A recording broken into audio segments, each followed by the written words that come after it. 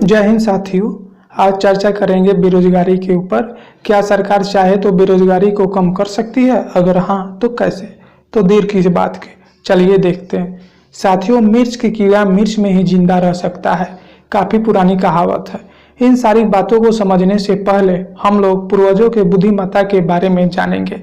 साथियों, हमारे पूर्वजों ने दिवाली, छठ, दशहरा इत्यादि को क्यों रखा? कभी आपने सोचा? अगर भले कोई मजहब मूर्ति पूजा को गलत कहे, लेकिन अगर आप व्यापारिक दृष्टिकोण से समझे तो ये बिल्कुल कला को बढ़ावा देना है। आप लोगों में से बहुत सारे लोग पूछेंगे कैसे? सोचिए, हमारे भारत देश में मूर्ति पूजा बंद हो तो काफ़ी सारे मूर्तिकार बेरोजगार हो जाएंगे। आज कोई मूर्तिकार सरस्वती पूजा में 20 मूर्तियां बनाकर बेचता है तो उसके कला के बदले उसे कुछ रुपए मिलते हैं, साथ में इनाम भी, जिससे उसका मनोबल बढ़ता है और वो कला के क्षेत्र में और भी आगे बढ़ता है। हम लोगों ने अपने पूर्वजों को मूर्ख एवं अंधविश्वासी समझा, मूर्ति पूजा का विरोध करना शुरू कर दिया। हमारे पूर्वज कितने अच्छे और धार्मिक थे, जिन्होंने सभी कलाओं को बढ़ावा देने के लिए सभी कलाओं का उपयोग किया। जैसे मिट्टी के बर्तन में खाना बनाना, दिवाली या कोई भी पूजा में दीप का प्रयोग करने से कुम्हारों का रोजगार मिल जाता था। खादी के कपड़े पहनने से बुनकरों को काम मिल जाता था। घर में शादी होने पर गीतकार, संगीत एवं अन्य कलाओं को भी रोजगार मिल जाता था। अगर हमारे पूर्वजों में इतना भेदभाव या क्रूरता होता तो वो लोग क्यों सभी कलाओं को इतना बढ़ावा देते? हमारा देश कलाओं से परिपूर्ण है। हमारे पूर्वज जानते थे ये खुशहाली हमेशा नहीं रहेगी, इसलिए उन लोगों ने इन सारी चीज़ों को पर्व और ईश्वर का नाम देकर आगे बनाए रखा। बदले में हम लोगों ने क्या किया? धीरे धीरे अपने संस्कृति से अलग होते चले गए।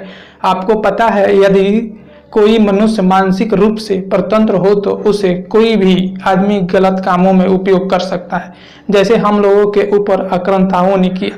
सबसे पहले उन लोगों ने रोजगार छीना, हमारे पूर्वजों का मूर्ख बताकर। आज हमारे भारत में कितने प्रतिशत लोग मिट्टी के बर्तन का उपयोग करते हैं?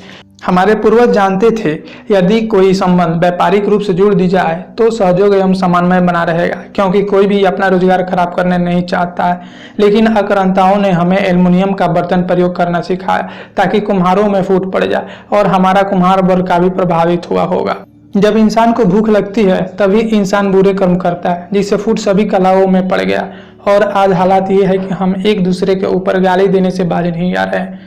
हमें पढ़ाया गया, हमारे पूर्वज भूखा रहा करते थे, उनकी मैनेजमेंट सही नहीं थी, लेकिन होशियार के लिए इशारा ही काफ़ी है, क्योंकि उन लोगों ने कुछ ऐसा सुराग छोड़ दिया।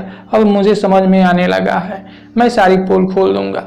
आक्रांताओं ने मानव मस्तिष्क को गुलाम बना दिया।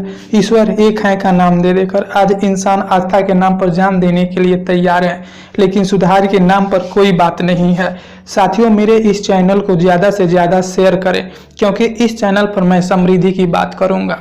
साथियों, सरकार को क्या करनी चाहिए? सबसे पहले अपने कल्चर को वापस जीवित करना चाहिए। जितने भी कला वर्ग हैं, जैसे मूर्तिकार, कुम्हार, चित्रकार आदि, इन सारी लोगों के लिए इंफ्रास्ट्रक्चर तैयार करना चाहिए और नियम बनानी चाहिए। दिवाली या अन्य पर्वों में दीप ही जलाना है।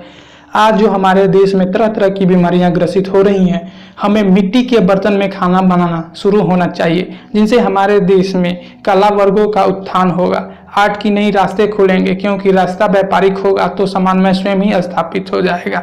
वैसे करने से हमारे देश की 50% बेरोजगारी खत्म हो जाएगी। और भारत सरकार चाहे तो अपनी सांस्कृतिक चीज़ों में थोड़ा आधुनिकीकरण कर दे तो 50% समस्या हल हो जाएगी।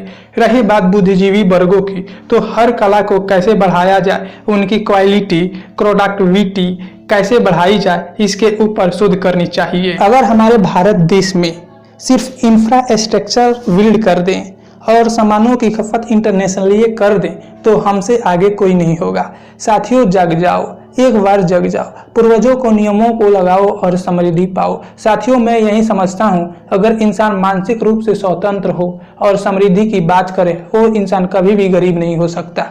आगे बताऊंगा कि हमें कोई इतिहास पर ज़्यादा शोध क्यों करना चाहिए और इतिहास के माध्यम से हमें कैसे बरगलाया गया।